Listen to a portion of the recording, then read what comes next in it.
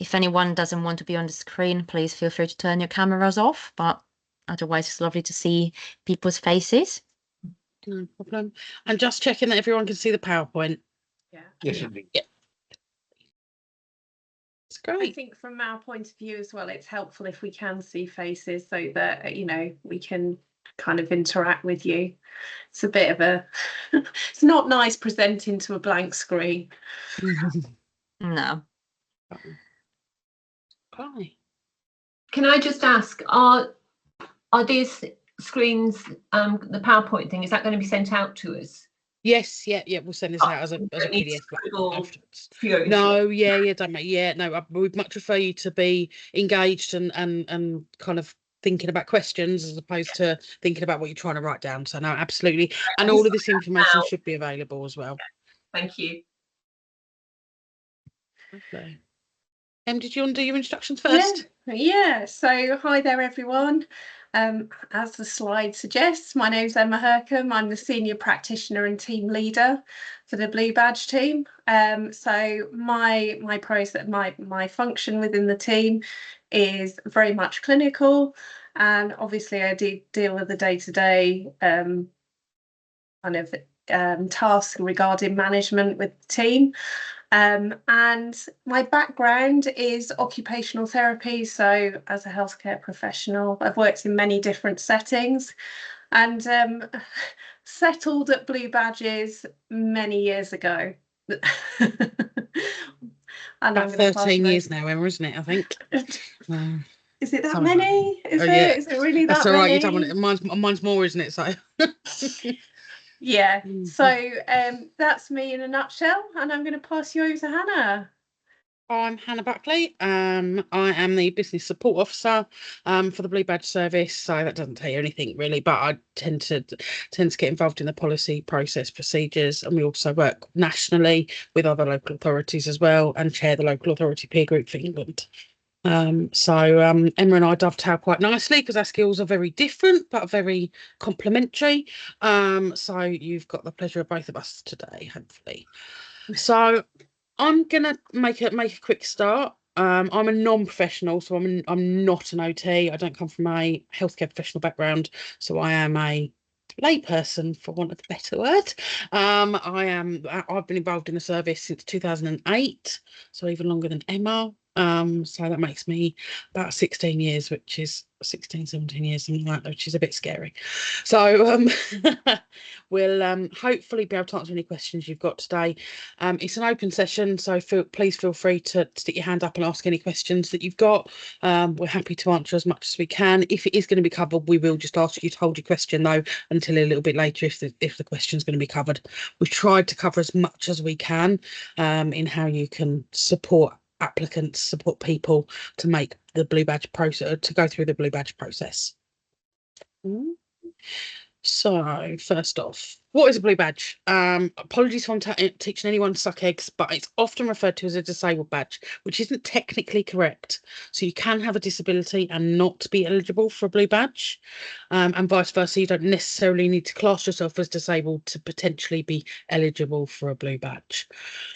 It enables people with severe mobility problems to park closer to their destination to access goods and services. That's the central government stance on what a Blue Badge is. In 2019, the legislation was expanded to include significant mental distress or significant risk of harm to self and others, also known as hidden disabilities or non-visible disabilities. We'll refer to them as as a myriad of those names, but hidden disabilities is what we generally refer to them as. The badge is still awarded for problems which impact the applicant's ability to mobilise, regardless of whether it's a hidden disability or a visible disability, which we'll go into later. But it takes into account a myriad of factors, including age and what support is needed when outside the home. Okay, so we don't take into account necessarily what support is needed inside the home, but it's about outside when they're mobilising. Can they access goods and services? Costs £10 for the badge, and we're unable to charge if the application is refused. That doesn't stop them making a payment at the point of application, which again we'll cover later on. But the £10 is the maximum that anyone should pay for a blue badge. There are a lot of fraudulent websites out there which will encourage people to assist with an application. Always direct them to go through Kent.gov if you're not assisting them directly. So there's two routes for a blue badge, and Emma and I are going to go through some of these with you. So the first route is what we call the automatic criteria. Now this is a much easier criteria for us because it means that they don't have to have an assessment. We just need to have the evidence to prove that they meet whichever one of these criteria. So they receive the high rate of the mobility component of the disability living allowance, or they received the mobility component of personal independence payment and have received 8 points or more in the moving around category, or they have received the mobility component of PIP and have obtained 10 points specifically in Descriptor E under planning and following a journeys activity on the grounds that they're unable to undertake any journey because it would cause them overwhelming psychological distress. You might also see on their paperwork mental distress on the older paperwork, but psychological distress is the most recent wording. If they're registered blind, severely sight impaired, so anyone that's registered partially sighted will need to go through the assessment criteria. But if they're registered fully blind, severely sight impaired, then they would automatically qualify for a badge if they can evidence that. They receive War Pensioners Mobility Supplement, which is WPMS, or they have been awarded a lump sum at tariffs 1 to 8 and have been certified as having a permanent and substantial disability which causes inability to walk or very considerable difficulty in walking. They have to meet both of those criteria in that last point to be eligible. So a lot of people potentially have been awarded. We had one for deafness not that long ago, and deafness unfortunately doesn't cause them very considerable difficulty in walking, so they didn't automatically qualify under that criteria. The last two, to be honest, are quite rare. We don't see a lot of them, so I wouldn't panic yourself too much about those. If in doubt, send us the paperwork and we'll do the work on those. But yes, the last two I wouldn't panic too much about, but you'll see a lot of DLAs and PIPs, I suspect. And I'm going to hand over to Emma for the non-automatic criteria. Oh, here we go. This is where fun starts. Okay, so as Hannah's already discussed, the automatic criteria, which is in essence a more administrative function, and it's not until we get to the subject to further assessment pathway that it would be passed to across. So in essence, to our team, or the clinical assessment team, for the subject of further assessment. So these are applicants who don't have any of those automatic documents, and they're people that may be issued with a badge after further assessment. Okay, and there's many factors to this, but we would issue a badge for at least 3 years if they were awarded a badge within this criteria. So this relates to a person who might drive regularly, has severe disability in both arms, and or is unable to operate or considerable difficulty in operating all or some types of parking meter. That's quite a rare one, actually. We don't actually have many applications where someone is disabled in both arms. And of course, now we have the mobile apps. So, you know, using a parking meter isn't so relevant as it used to be. So we don't get many of those.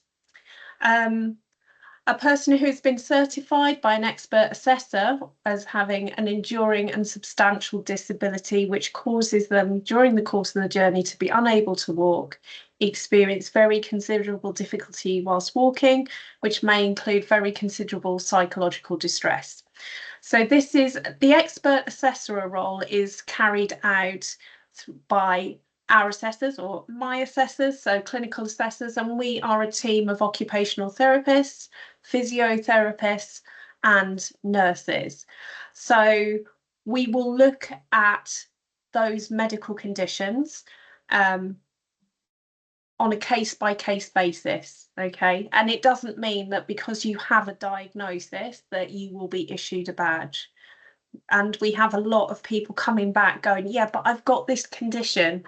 But it depends, because the condition is different for everybody, as you all well know.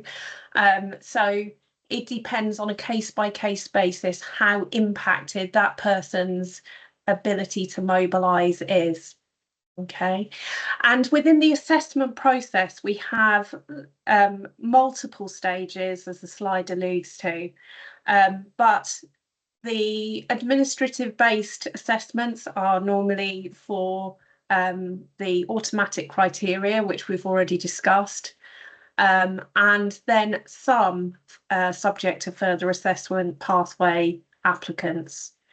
So within this process, applicants may be asked to provide further information or more medical information as part of an appeal. So if an applicant has made an application, they come to our team for further assessment.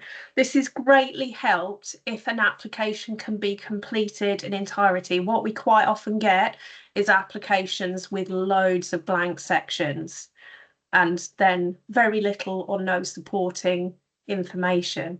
And even if you're helping someone to reapply who's had a blue badge before, what we need is still a complete application, because we don't keep on record for GDPR reasons any of that person's information.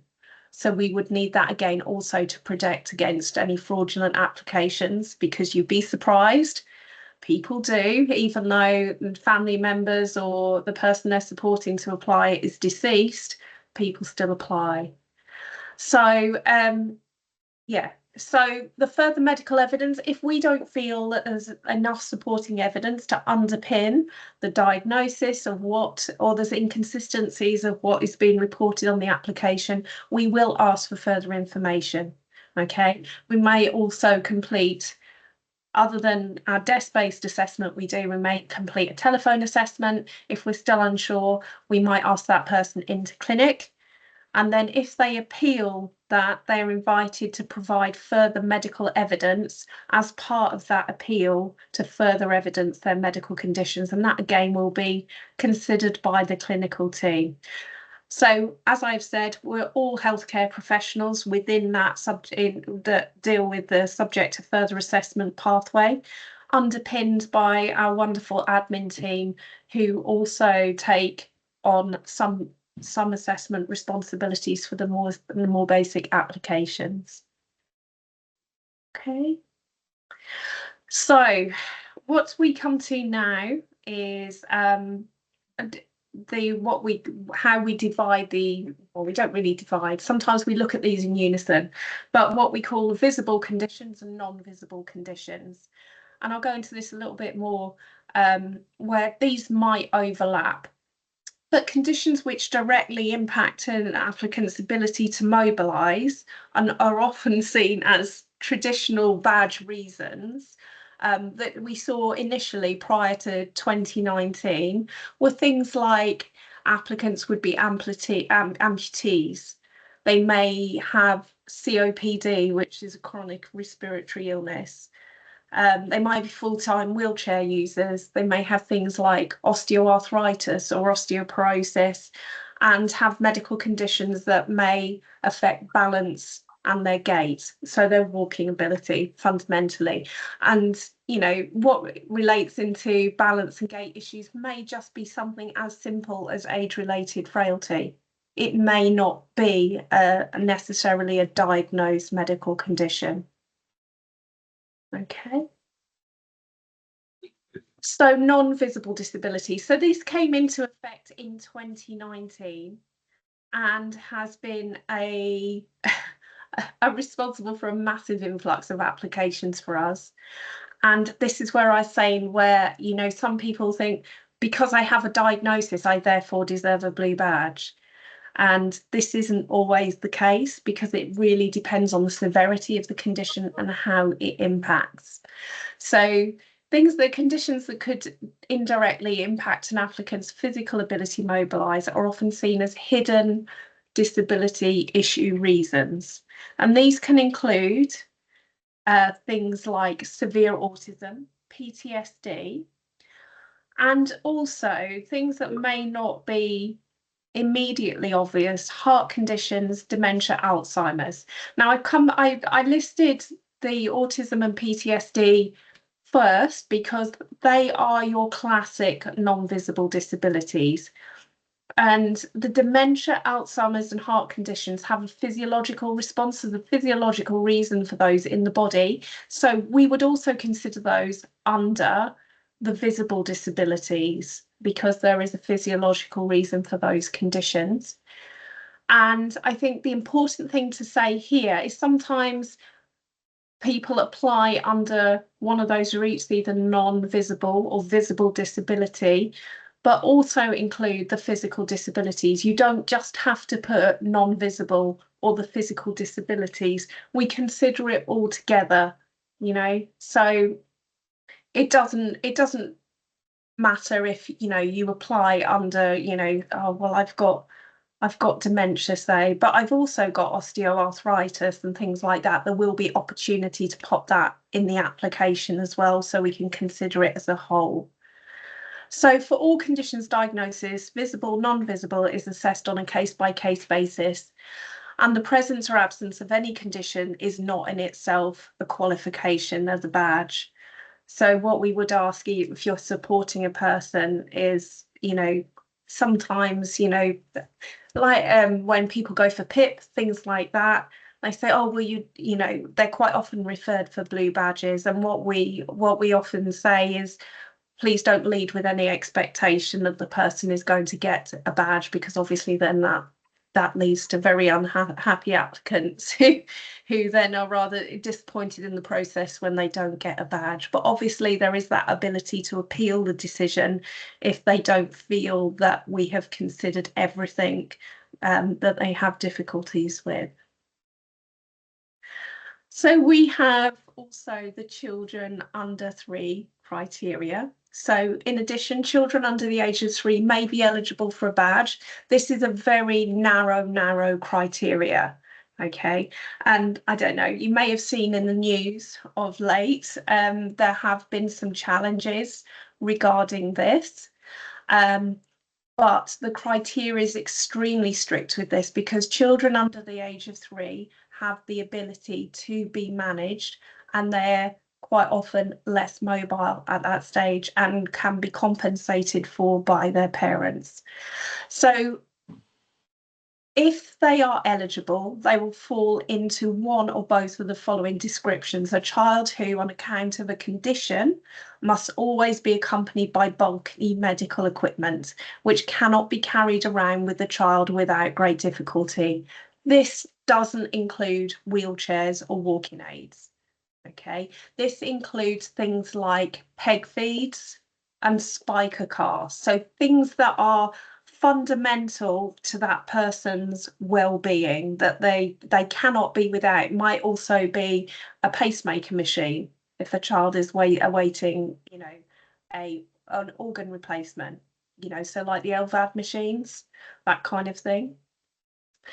A child who, on account of a condition, must also be kept near a motor vehicle, so that if necessary, treatment for that condition can be given in the vehicle, or the child can be taken quickly in the vehicle to a place where treatment can be given. That's it. That's the only 2 criteria for children under the age of 3. So it is quite narrow. They are able then to be assessed under the subject to further assessment pathway on their 3rd birthday. Okay, so what does a blue badge not help with? And these are our common ones. Quite often we will get applications for things like Crohn's disease and bowel disease, and people say, I need to be near a toilet. Unless you're going to the toilet in the car, a blue badge is not going to help you with that. Disabled spaces are not necessarily near toilet access, but people quite often quote that. They'd be much better off with a radar key, using a toilet finder app on their phone, having a rescue pack with, you know, changes of clothes and wet wipes and things in their bag. Young children running out in the road.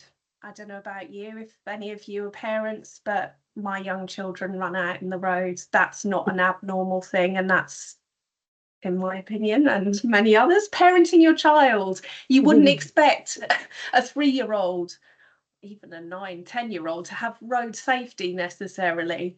And that is a big thing for children whose parents are applying under the criteria for autism.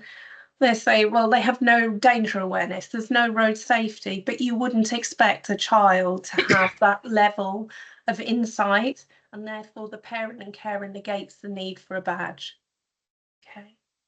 Short-term mobility problems, you'd be surprised, this does happen. So things like broken limbs, you know, fractures, things like that, we can't issue a badge. The duration of the badge has to be, we have to be, you know, sure that the condition that the person is diagnosed with and will impact them for the minimum of 3 years. Intermittent conditions which present in a variable way. So I'm thinking about POTS, so postural tachycardia syndrome, epilepsy, things like that. They wouldn't qualify for a badge. And I would hope that people with epilepsy, if it's uncontrolled, are definitely not driving a car. And obviously, they can be dropped off. And quite often that is they want the badge so that the person driving them, they can be dropped off. But if they're being dropped off, then they don't need a blue badge. Okay. I'm going to hand you back to Hannah now. You're probably sick of the sight of me and the sound of my voice. So let's see. That's all right. They'll be sick of mine next time. It's fine. So I'm going to cover more of the application process and how you can support applicants. There are some supporting documents that we need with every application, regardless of whether they're a new application or have had badges previously. So we need a photograph. It needs to look similar to a passport photo. The actual legislation says it must be the same as a passport photo taken in the last month, blah blah. We're a bit more flexible on that because obviously we appreciate that actually that can be quite difficult for some of these vulnerable people that we're supporting. So it needs to just look, in our opinion, suitable, similar to a passport photo, so head and shoulders, and taken ideally within the last 6 months, but certainly is an appropriate likeness. I've swapped badges before with applicants where the photo is definitely about 20 years old, and it's what they want to be versus what they actually present as. So if in doubt, encourage them, remind them even that the parking wardens can inspect those badges and will ask to inspect those badges. So if you don't look like the photo, they're going to challenge it potentially. All right. If it can't be uploaded at the point of application for whatever reason, it can also be emailed to us as well, and we can upload that. So it can be a digital photograph. It doesn't need to be one of the ones from a photo booth. It can be taken on a smartphone, that sort of thing, and emailed over to the team as well. Payments. So we touched on this ever so briefly earlier on, but card payments can be made at the point of completing an online application, which is definitely the quickest route to help someone to make an application. Can be made on smartphones, tablets. It's digitally enabled for all devices. Helen, I've seen your question about a bus pass. No, the reason why a bus pass photo can't be used, they can provide it again, but we can't take the photo directly from the bus pass. We don't work within those we don't work with that team directly, so they physically can't be used for both. They can provide it though. All right. So yeah, card payments can be made at the point of completing an online application. Alternatively, we can contact applicants at the end of the application process to take payment once a badge has been agreed. The quickest way for us to be able to do that communication is by email. If they don't provide an email address, we will write to them, but of course we won't be issuing a badge until we've received that payment, so that does delay the issuing of a badge.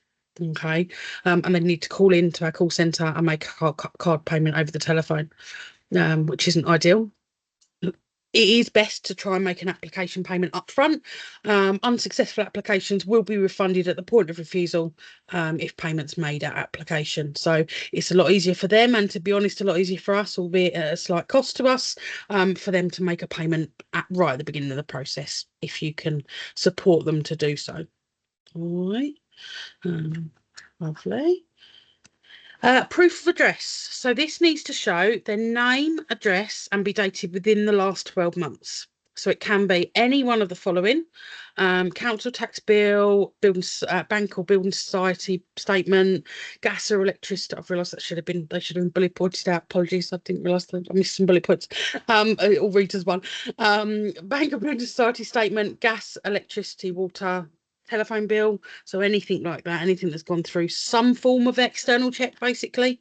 Even their credit card bill, again, it's been checked by a credit agency, so it's about us being sure that that person resides in Kent. A benefit letter. So if they're someone that's applying under the automatic criterion, you're providing their personal independence payment letter. That's actually all fine to use as proof of address as well. We do check the automatic entitlements online with the DWP, but it is better if they can provide the letter as well, because they can use it for their proof of address in addition to their automatic entitlement evidence. A driving licence. So this is a little bit confusing on the online application. It will allow you to upload a driving licence for both proof of address and proof of identity, which I'm just about to come on to. Because we feel that it's not appropriate to use it for both, you can only use it for one, but you can choose one. You can choose which one. So if you've got loads of proof of identities and that's the only proof of address they got, you can provide the driving license for a proof of address as opposed to a proof of identity. We do tend to find that people use it for proof of identity more than address, but it is an option if that's useful. Of course, if the address has been updated on the driving licence, which we know is its own headache sometimes, isn't it? A payslip, if they're in work, as long as it's dated last 12 months and shows their name and address, we can accept a payslip, or we can accept a pension, HMRC, tax credit letter, all of those sorts of things. If they can't provide any of those for whatever reason, that's quite a comprehensive list. They can't provide any of that for whatever reason, email the Blue Badge team inbox, and they can advise you further. This one's not so tricky. The next one is a little bit more tricky. So proof of identity. Often, particularly with the older generation, they might not have any of these. So if they haven't got any of these that are in date, then again, email the team and they'll come back to you with any alternatives. They normally get escalated to Emma and myself to agree alternatives. So we can try and be flexible where we can, but it is important for us to make sure, for fraud, if nothing else, that these people are still a resident in Kent and unfortunately still alive, which is an awful thing to say, but unfortunately we that's part of our responsibility to the service, really, is to protect the scheme for the Blue Badge holders of Kent. So proof of identity can be a birth certificate or adoption certificate, a marriage or divorce certificate, that includes their decree absolutes, civil partnership or dissolution certificate, a valid passport, so that's a passport that's in date, a valid driving licence, if it's not used for address proof, as we've just spoken about, or a national identity card. English would be good, wouldn't it? National identity card or forces identity card. So if they are a member of the armed forces, their forces identity card can be used in this situation. Robert, I'm going to come on to yours. Your question. Duncan, I was yours just too. literally typing a response there. Yeah, no, that's fine. All of these will be covered. Will be covered. All right. So I will cover both of those. So I'm not going to just pick up on those yet because I am going to move on. But they are, I promise, all covered. But please keep the questions coming. They're really good. When it comes to supporting medical information, anything you can provide is useful. But there are some documents that are less useful than others. All right, so we're trying to, as much as we can, give you a list so that you can help your applicants to be effective and to also minimise the amount of documents that you potentially might need to help them with. So what's useful to us is copies of repeat prescriptions, because they also tell us when they were last prescribed, etc. So they're really useful. A GP summary, so they can obtain this from the GP surgery if it's the first time at no cost, and I think it's £5, something like that, for any subsequent ones. But a GP summary is really useful to us. Any consultant or specialist reports and I'll be specific about reports that are a summary of how that person has been with them. An EHCP plan, that's specifically for children. It's their education, health and care plan. For those of you that don't know that acronym. All right. So any EHCP plans are useful because they tell us what risks are associated with the schools and that sort of thing as well. And any medical reports detailing how their mobility is impacted.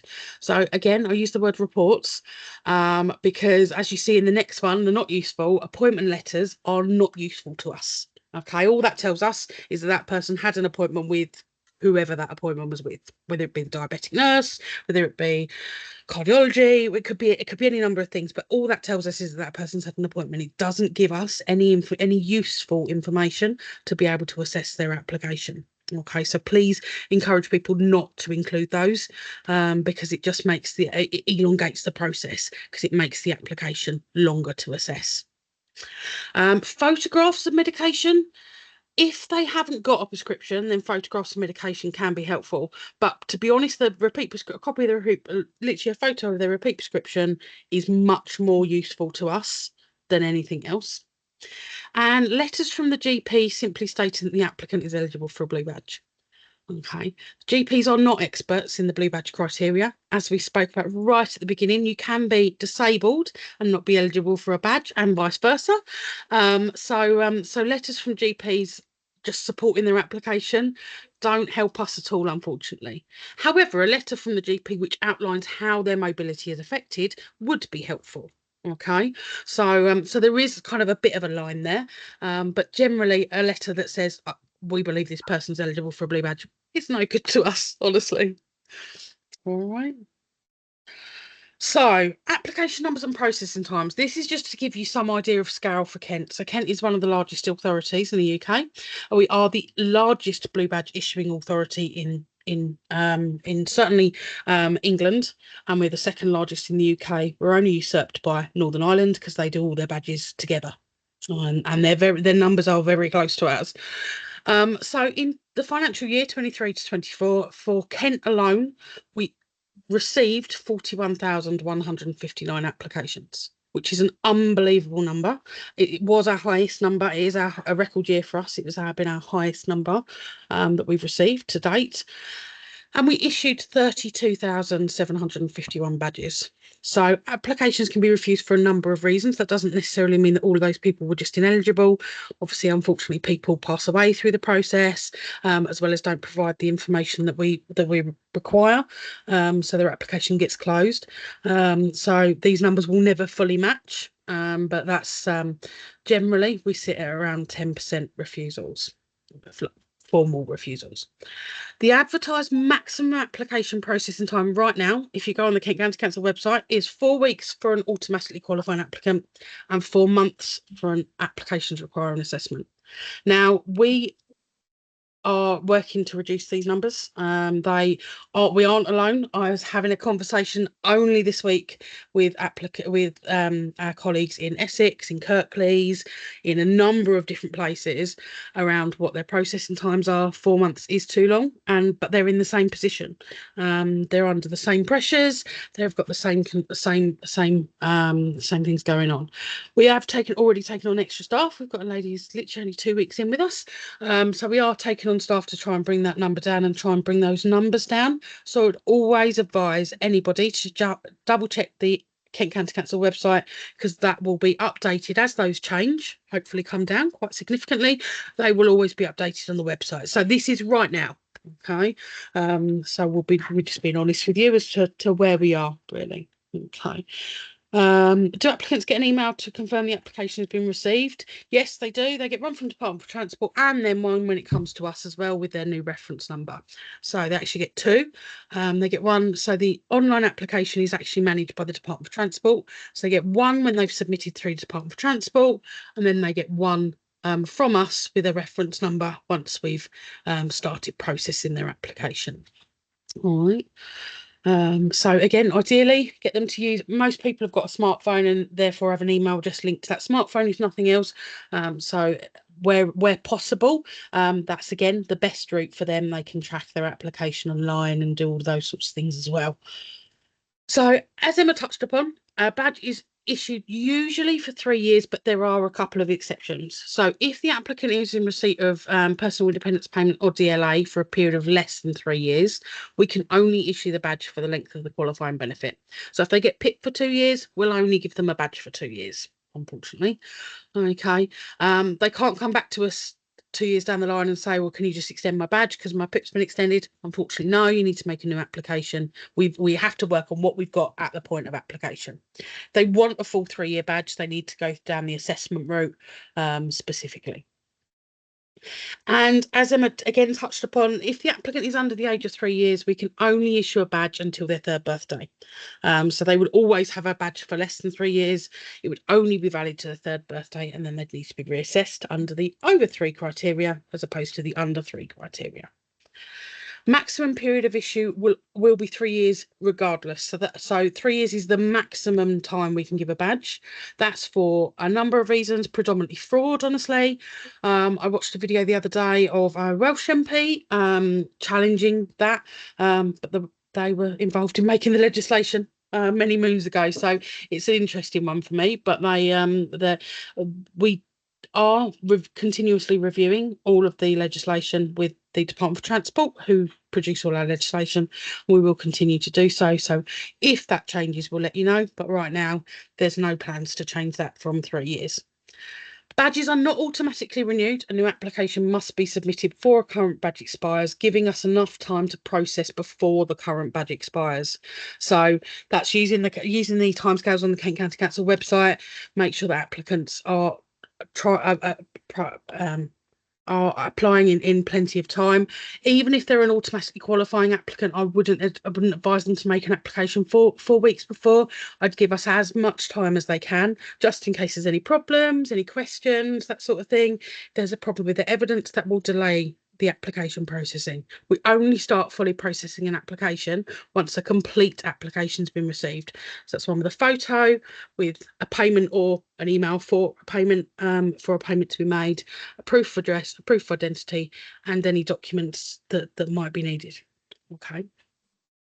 Renewal reminders are sent to applicants. Hopefully that answers your question. Yes, they are sent to applicants. They're sent 4 months before their current badge expires. So we're trying to give people as much time as possible. It does tell them to go online. If they've provided an email address on the previous application, they'll get an email. If they haven't but have provided a mobile number, they'll get an SMS. And if they haven't got either of those, then we will send a letter. So emails and SMS a number less than 150 most months, so most reminders will be sent by email. So if they provided an email address, we would send it to that email address that was provided on the previous application, or if they've updated it through the life of their badge, then we would send it to whatever email address we have on file. All right, does that answer your question? I think it was Robert, wasn't it?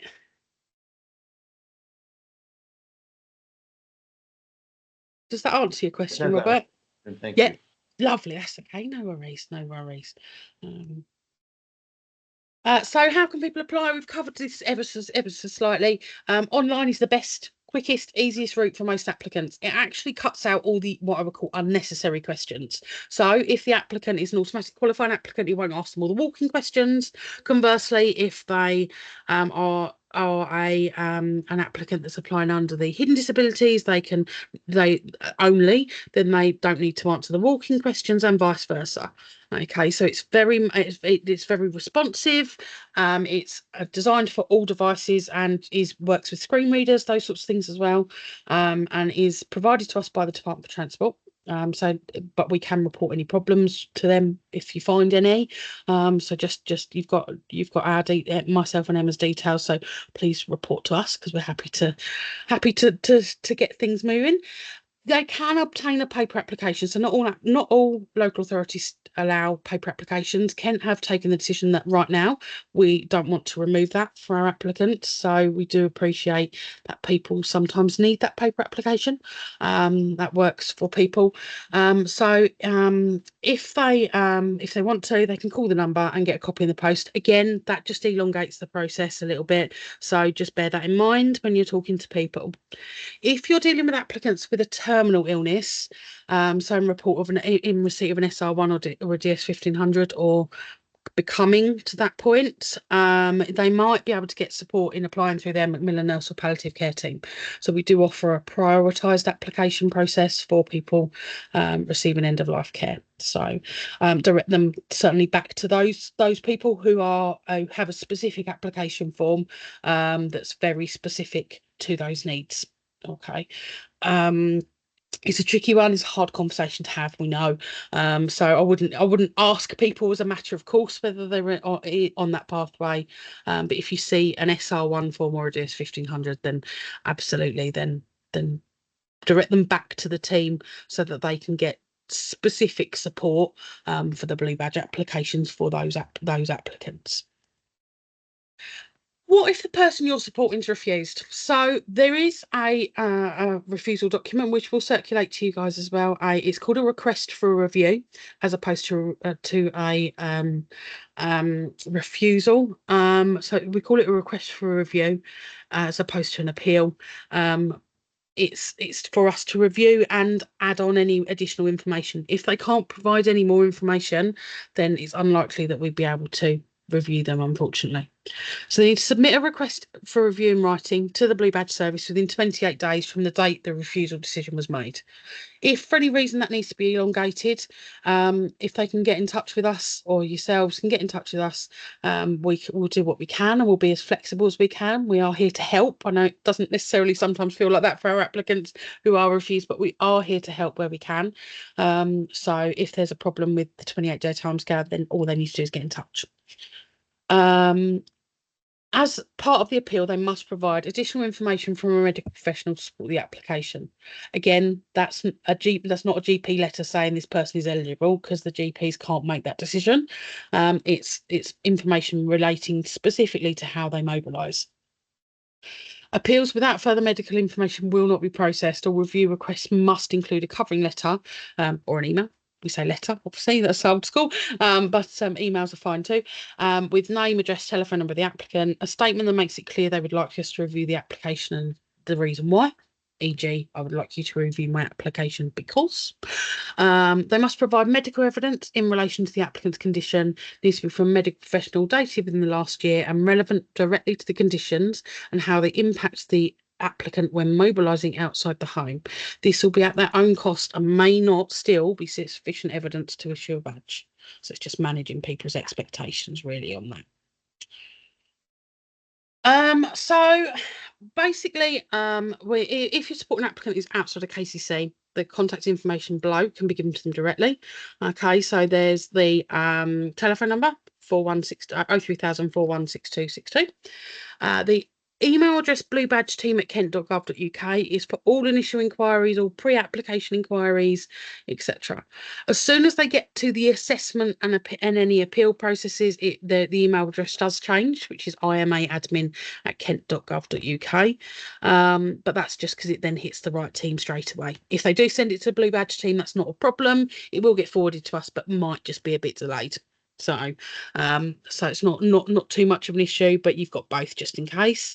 There is the current badge processing times and probably most, if not all, of the information that we've covered today available on the Kent County Council website, which is kent.gov.uk/blue badge. And there is we've very recently done a short information video, which is worth going and have a look at. It's 4 minutes long. We won't cover it because we've done basically everything within it we've covered today. We want to give you opportunity to ask any questions and things like that come up. But it's worthwhile directing people to that. Like I say, it's 4 minutes long. It's on the Kent County Council website under the apply section, and it just gives, say, very similar information, but to members of the public. And I think I believe, yep, that's it. We're here for questions. That's brilliant. I'm gonna break the ice. Mhm. I wanted to ask, if you're filling out an application online, Mhm. can you save it before submitting it? So if you, let's say, if you start an application with a client, with a resident, but Mhm. they are missing some of the information that is needed, is required, and then you say, oh, actually, next time, bring it over and we're gonna finish it up. Yep. Is that possible? Yes, it is, with a caveat. Okay. So the caveat is, yes, absolutely, it's possible, but you can only use the email address for one application. So Right. if you're using your own email address, so Helen, for example, if you're using your email address, if you're using only one email address, if you're using your own personal email address, you can only have one application saved and not submitted at any one time. You can submit, once it's submitted, you can start the process again, but it will overwrite any saved data. There is some work going on at Right. DfT to fix that. But again, this is where it probably is an idea to either use the applicant's own email address or a friend or family member who can relay communications to them. Often daughters, granddaughters, those sorts of things, aren't they? Quite reliable for stuff like that. So it could be husband, even wife, whatever. I would absolutely encourage them to use their own email addresses, and then you don't even have to worry about that problem. But yes, that with a small caveat, yes, they can save and return. Yeah. I think all of our champions wouldn't probably be using their own email addresses. Helen just said in the chat, I think it will be more a support to the person they are supporting, so they Yeah. would be using their own email address. But I think is helpful to understand. And question following this is, if the application is not approved, and you want to, not appeal is not the right word, but if you want to ask and provide more information, can you actually see what you had submitted before? So can you see the application that had been submitted by yourself or on behalf of the person? Because I'm just thinking, if that takes, let's say, if it takes 4 months because there was some further, and in those 4 months, something has changed with the condition of the person as well, at least you can go back and see how much detail you had already put in. So there's not an easy way to see that you'd have to go through the subject access request route through KCC's subject access request team. Okay. So to request the data, I mean, we could probably release the names of the files that were provided without having to go through that route. But generally, you'd have to go through the subject access access request route. Right. There is no maximum upload, Helen. There is no maximum upload size. You can upload as many documents as you want. What I would say is, remember that the assessors have to go through that evidence, and and this is particularly where we discourage appointment letters and those sorts of things, because if we're going through a mass of appointment letters or a mass of documentation that isn't necessarily relevant, so it has to be, what we would say is obviously encourage that it's relevant to their mobility and how they mobilise. Specifically, but it can be, yeah, absolutely any size. I mean, we've had documents of 100 pages plus. You can imagine, bit of a nightmare for Emma going through them, but it's there isn't a maximum upload. Is it possible to download the application before submitting? No, but it is possible to download it at the point of submission. So it will tell you how to download the application at the point of submitting the application. If there's only a small window for them to do that. I believe they've just changed it to 7 days from 24 or 48 hours for the window to download the submission. But if they would like to see the application, have a copy of the application for their own records, they can again go through the subject access request route through Kent County Council. That isn't an instant thing, but it is a route they can go through. Obviously it's their data at the end of the day, they can do what they want with their data, and we will provide that if asked.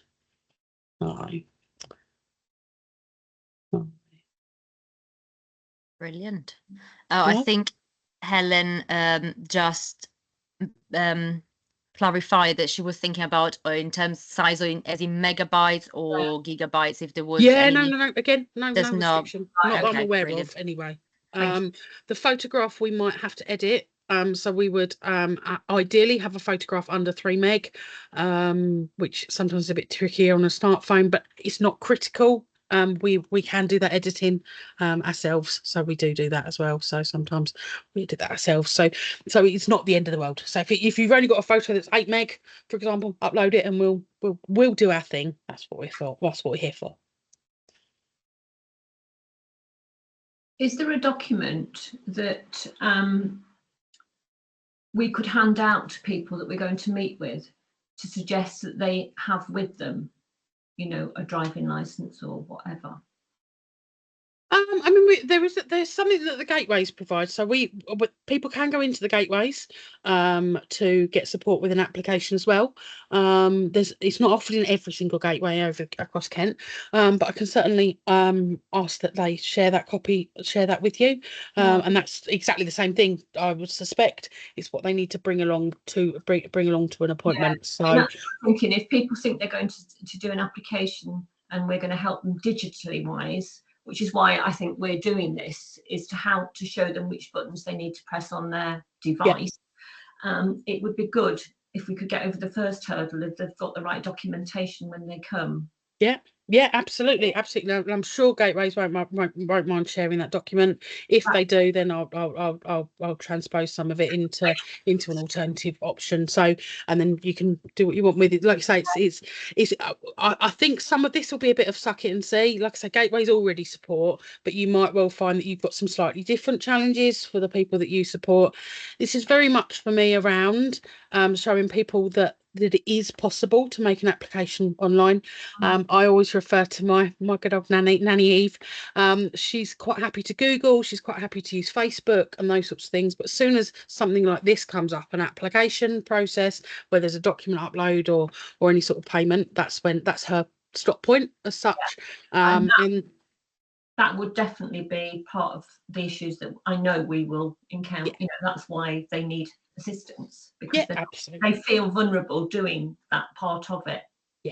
Yeah, exactly that. And so we see kind of your help as invaluable, really, in trying to demonstrate to people that actually it's not such a big scary world. And sometimes and like I say, they don't need to make a payment up front. So a lot of people are worried about credit card fraud and all of those sorts of things. All our payments are done through GovPay, so it's all through the central government payment system. So it's all done through GovPay. It is all secure, but if they're at all in doubt, they can make a payment at the end of the process, and we'll just send them an email, and which will have a link in there, but we'll also give the telephone number so they can call up and make that payment if they prefer. Yeah.